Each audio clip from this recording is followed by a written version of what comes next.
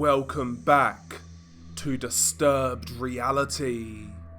The Sinaloa cartel civil war, which is being contested by two opposing sides, Los Chapitos, also known as the Chapizas, and La Mayiza. Los Chapitos of course being led by Ivan Guzman Salazar, a son of El Chapo, and La Mayiza being led by Ismael Zambada Siqueiros, the son of El Mayo Zambada. The civil war in recent weeks has picked up in regards to brutality, with firefights between the rival factions occurring throughout Sinaloa state, as well as in Zacatecas, but also areas along the border.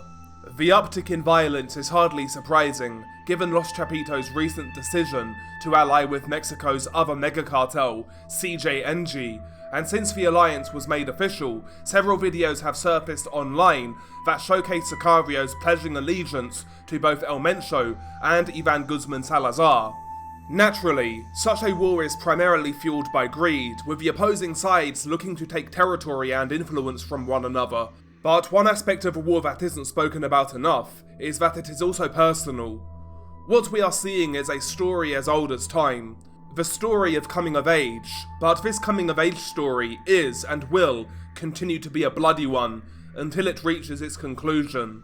Both factions are led by the sons of legendary Sinaloan traffickers, Joaquin El Chapo Guzman and Ismael El Mayo Zambada, two of the most successful traffickers not only in Mexican history, but world history.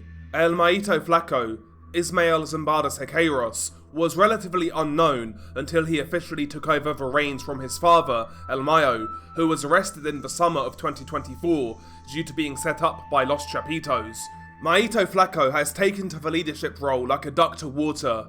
He currently runs Culiacan, and local law enforcement have seemed to have taken his side in the civil war.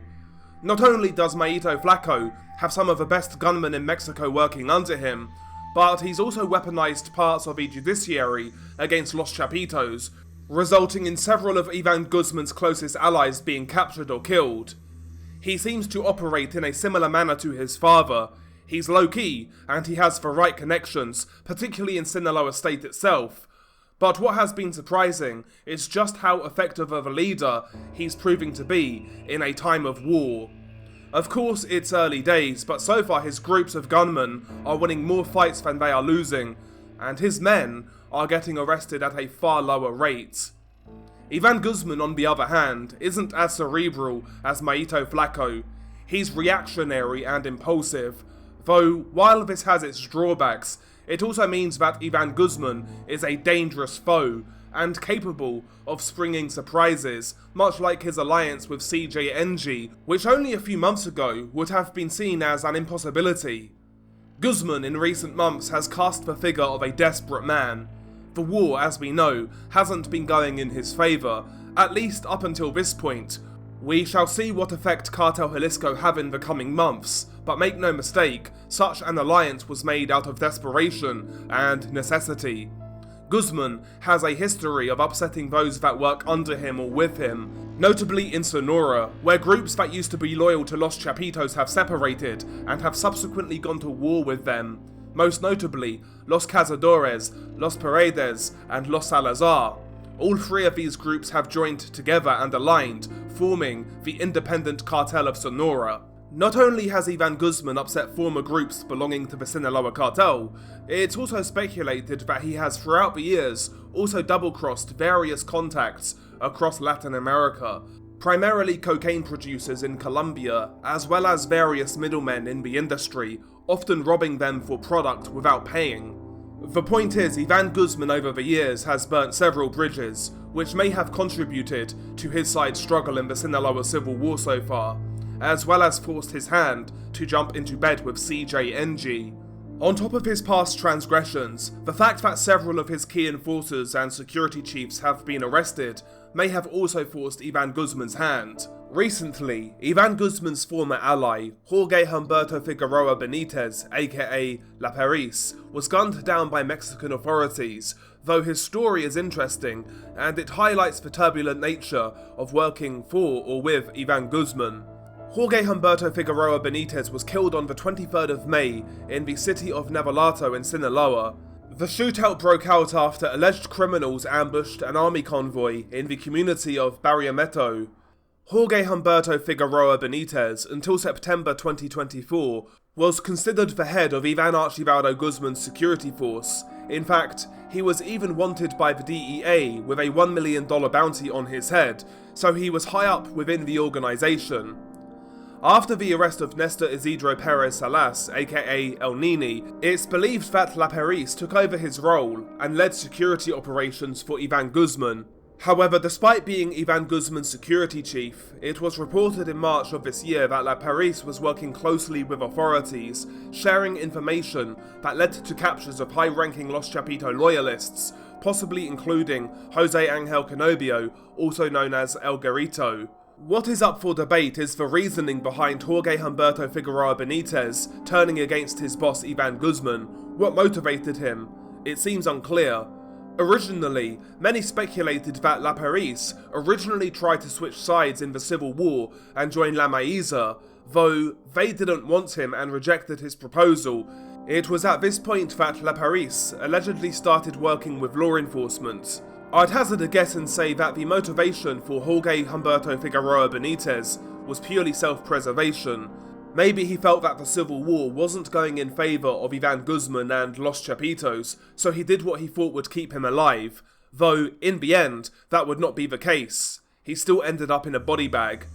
Many theories exist surrounding the death of La Peris, with many speculating that Ivan Guzman may have even been involved in the killing, possibly bribing the security forces to get it done.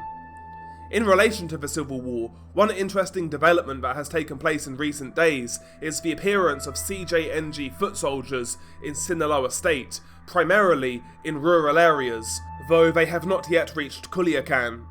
They have posed on social media, flooding small villages and towns, announcing their presence.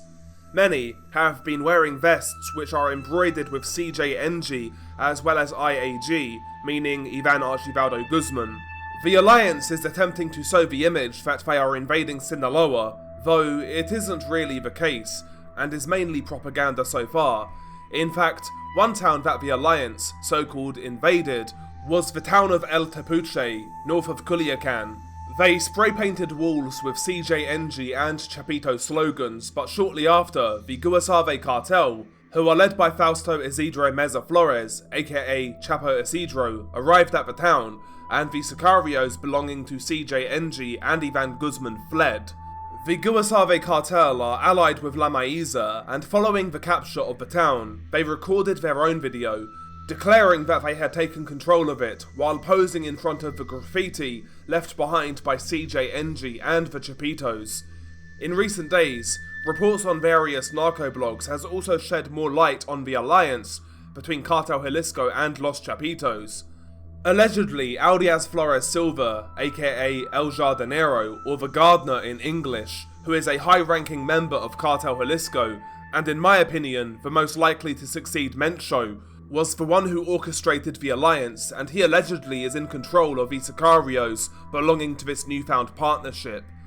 El Jardinero himself is one of the most feared and wanted men in Mexico, with the DEA placing a $5 million bounty on his head.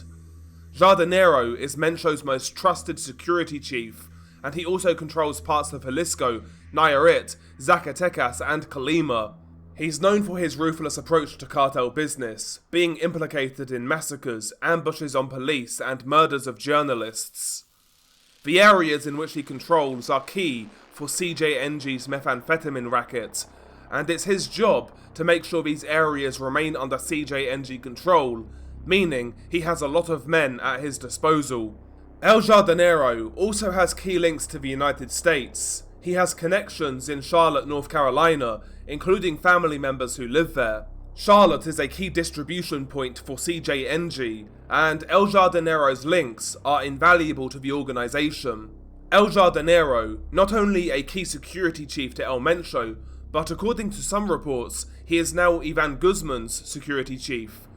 According to a report by Milenio, Ivan Archibaldo and Jesus Alfredo Guzman Salazar agreed to share with the CJNG their routes for the transfer of drugs, weapons, and migrants, which will allow the cartel of the Four Letters to expand its operational presence in the north of the country. In exchange, they obtained armed support and access to safe havens and the entry of an external operator, alias Flores Silva, to reorganize their internal security scheme. El Jardinero's participation was decisive in sealing the alliance between the CJNG and Los Chapitos. The initial contact between the two organizations took place days before the capture of Ismael Zambada El Mayo on US soil. Ivan Archivaldo, anticipating an internal offensive by La Mayiza, sought to establish communication with Nemesio Oseguera Cervantes El Mencho, and the emissary was none other than El Jardinero. Flores Silva personally transmitted the request. El Mencho responded cautiously, and a meeting was arranged in Guadalajara, which was attended by high-ranking CJNG members including El Jardinero, and on the side of Los Chapitos, Abdiel Guzman Araujo, the son of Ariano Guzman Larrea, alias El Guano, the brother of El Chapo. During that meeting, Abdiel explained that La Mayiza had not only been strengthened with the rise of Mayito Flaco, but that he received support from allied groups, such as the Cabrera Sarabia brothers, leaders of the Flechas group in Zacatecas, an area disputed by the people of Jalisco. Flores Silva, although skeptical about the history of tensions between the two organizations, agreed to continue negotiations. Now, what a lot of people don't know is that the alliance, from El Jardinero's perspective, is not only motivated by money and power, it's also personal to him.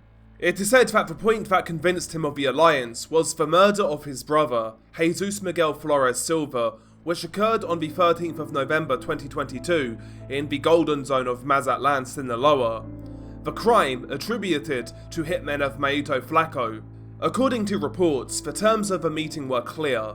The CJNG would receive control of Nayarit, Chiapas and Zacatecas, and the Chapitos would keep Sinaloa, Durango and Sonora. In addition, they pledged to collaborate in the recovery of key places in the USA such as Chicago, New York, Phoenix and Washington, which are dominated by the Zambada network. To seal the commitment, the temporary transfer of Jesus Alfredo Guzman Salazar to a CJNG ranch in Jalisco was agreed, while Los Chapitos used as insurance sensitive information about the location of Jessica Joana Oseguera Gonzalez, daughter of El Mencho in the United States.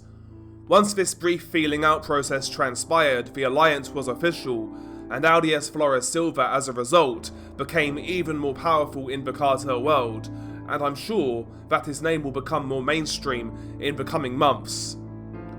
Regardless, as soon as CJNG linked up with Los Chapitos, it was only a matter of time before the violence turned up a notch, and in recent days the first recorded executions by the alliance were filmed and uploaded online, one relatively tame by cartel standards and the other utterly brutal. But nevertheless, what happens in the actual videos?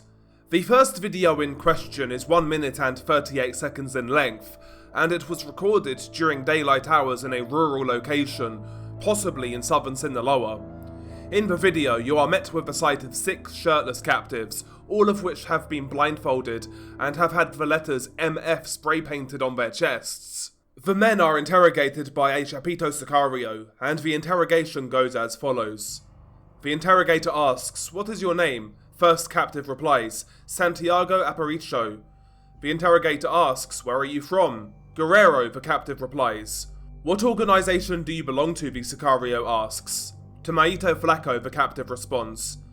The interrogator asks, "What were you doing in southern Sinaloa?" "We were taking photos and evidence," replies the captive. "For whom?" asks the interrogator. "For Juan Garcia," the captive replies. "Well, what do they call him?" the interrogator asks. "El Flaco," responds the victim. "Where is he from?" asks the sicario. "From La Isla del Bosque," states the captive. The interrogator presses, "Who did he pass the data to?" The captive replies, "To a general from the army." "What is his name?" asks the sicario. "Jose Luis Flores Gonzalez," replies the victim. The hitman then bellows out, "You see, Mayito Flaco, here are your people. As the saying goes, a chip off the old block, just like your father, a coward and a homosexual, siding with the government. It seems that you guys can't do it like men." The interrogator asks, "Santiago, is there anything you want to say to your family or your people?" Santiago replies, "Don't pay attention to Maito Flacco's people." The interrogator presses, "Why?" The captive replies, "Because he makes promises and never keeps them." "What promises did he not keep to you?" inquires the hitman. "Well, he promised that he would pay me more than 2,000 pesos and provide an education for my children in school, and he never gave me any of that," replies the captive. "So he never paid you anything," states the interrogator. "He never gave me the 2,000 pesos each week that he told me he was going to give," states the captive. The interrogator, who has seemingly had enough at this point, states the following: "This is a message for the people of Guerrero, Zacatecas, and Durango. I don't want to see you here in Sinaloa. You are not welcome, especially in southern Sinaloa. La Chapiza is stronger than ever. Maito Flacco, here are your people, so you can come and pick them up." Once the interrogation is over, the person filming then takes a pistol, which I think is a Glock, and one by one, he executes the men, shooting them in the head. Most of the men drop after one shot, however, one of the men actually remains on his knees after he is shot in the head, so the hitman shoots him again in the same spot, this time dropping him. Once all of the men have been dropped, you still hear muffled groans, so the Sicario shoots the men each one more time. He then films the bodies as blood leaks and stains the desert ground. For cartel standards, this video, dare I say, is actually tame. It's still horrible, of course, but their fate could have been much worse, and their pain much more prolonged. The next video, however, is much more brutal. It's a short one at 57 seconds in length, and it has been filmed during nighttime. Again, I believe it was filmed in Sinaloa State. The victim is allegedly a member of La Mayiza. It is possible that he was abducted after a gunfight. As you play the video, you see the victim, who is an absolute mess. He's covered in blood and is on the ground. Several men continuously kick the man hard, giving him a brutal beating. The victim makes strange noises, appearing to drift in and out of consciousness. Blood is pouring from every orifice: his nose, his ears, and his eyes are swollen shut. The victim at one point seems to try to get up during the beating, but he is smashed in the face with what appears to be a brick or a rock, dropping him back to the ground. As the victim is being stomped and kicked, the Sicarios pipe up, talking trash. "Look at you, you Mayo whore. Don't be squeamish, you son of a bitch. This is what happens to the whores of the Mayos. The whores of the mayonnaise. There it goes. So the mayonnaises don't play with us again. You're left like this. This is so you don't want to mess with us again. This is how you'll fucking end up, you fucking dogs. Purely the people of Mr. Mencho and Mr. Ivan. It's Mr. Mencho and Mr. Ivan who are in command. And this is just so you fucking know. Purely the people of Mr. Mencho and Mr. Ivan, dammit, you sons of bitches, you dogs." During the beating, one Sicario pours beer on the victim, whilst another slaps the flat edge of a machete against the victim's chest in a mocking manner. At this point, the victim makes snoring and groaning sounds. He's bleeding a lot, so you hear him suck up his own blood as he tries to breathe, creating a horrible sound. At this point, the video jump cuts, and the footage this time is shot from slightly further away from the victim. You see a man standing over the victim, and he's carrying a machete. The hitman with the machete hacks away at the man's throat, but as he does this, he leans away from the captive, almost as if he's scared to get stained in the victim's blood. As the blade hits the neck, you hear horrible wet chopping sounds that echo through the night sky. The captive is still alive at this point. You hear faint groans and the sounds of him trying to breathe. There's blood everywhere at this point. The captive is struck 3 times in the neck area with a machete, but at this point the blade-wielding Sicario stops, and another hitman walks up to the victim, and he picks up a sledgehammer from the ground. He stands over the captive and then swings the sledgehammer down, right in the middle of the victim's face, which in turn completely destroys the structure of the man's skull.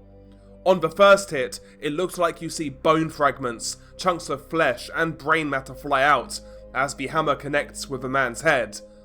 The sound is awful also. It just sounds like a hard wet thud, like a watermelon exploding. The hitman with the sledgehammer then proceeds to smash the victim's head 2 more times. Each time he does, blood flies everywhere, as does brain matter. The captive's face at this point no longer looks human, and the shape of his cranium has been destroyed. His face is indented, it's utterly horrible. Men laugh in the background as the hitman with the sledgehammer goes to work.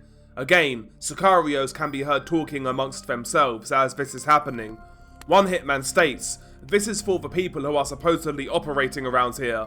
Another Sicario states, "The ugliest thing for your fucking mother," referring to how badly the victim's skull has been destroyed and how his face is no longer recognizable. Once the man's head has been completely destroyed, the Sicario with the machete moves back closer to the victim, and at this point, he uses the blade to hack up the man's destroyed face. This causes blood to spurt everywhere. The video ends here.